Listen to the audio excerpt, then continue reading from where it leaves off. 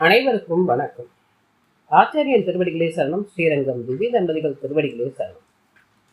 இப்பொழுது நான் ஸ்ரீ விஷ்ணு புராணத்திலிருந்து உஷா பெருணைம் என்ற தலைப்பில் இருப்பதை கூறுகிறேன். மைத்ரேயரே, ருக்மிணி பிராட்டிக்கு பிரத்யும்னன் முதலிய குமாரர்களும் சாருமதி என்ற ஒரு பெண்ணும் பிறந்தார்கள் என்று கூறினேன் அல்லவா? சத்தியபாமிக்கு பானு, பௌமன், எரிகன் முதலிய குமாரர்களும் பிறந்தார்கள். இவ்வாறு பல தேவியர் மூலம் ஸ்ரீ கிருஷ்ணனுக்கு பிறந்த குமாரர்கள் 80,160 இவர்கள் அனைவருக்கும் மூத்தவன் பிரத்யும்னன். அவன் குமாரன் அனிருத்தன் என்பவனாகும். அவன் பலி சக்கரவர்த்தியின் பேத்தியும் பாணன் என்பவருடைய மகனுமான உஷை என்பவரை திருமணம் செய்து கொண்டார். அந்த திருமணம் தொடர்பாக ஸ்ரீ கிருஷ்ணனுக்கும் சிவனுக்கும் பகை உண்டாயிற்று. அப்போது ஏற்பட்ட யுத்தத்தில் ஸ்ரீ கிருஷ்ணன் பாணாசுரனின் 1000 தோள்களையும் துண்டித்து விட்டார். இவ்வாறு பராசரமுனிவர் கூறி வரும்போது மைத்ரேயர் குறுக்கிட்டு, குருநாதரே, உஷையின் காரணமாக ஹரிக்கும் ஹரனுக்கும் எவ்வாறு போரும் பகையும் ஏற்பட்டது?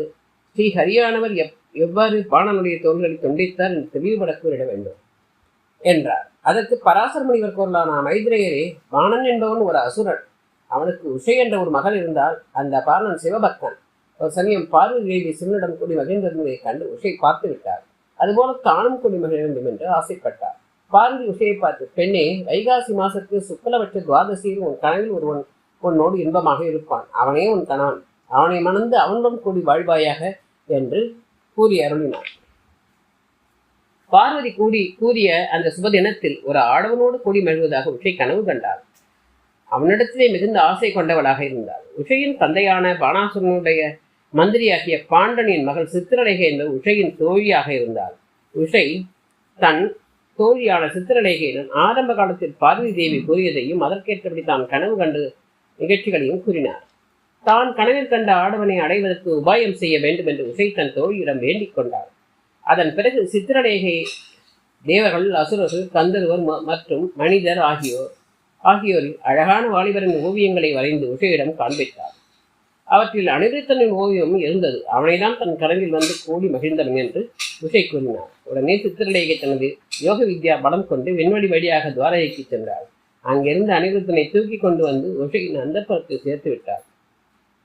அந்த கனவு நாயகனை அனிருத்தனுடன் உஷை கூடி தான் விரும்பிய யோகங்களை எல்லாம் அனுபவித்து வந்தார். மைத்ரேயரை, உஷையின் தந்தையான பாணாசுரன் முன்பொரு சமயம் சிவபெருமானிடம் தன்னுடைய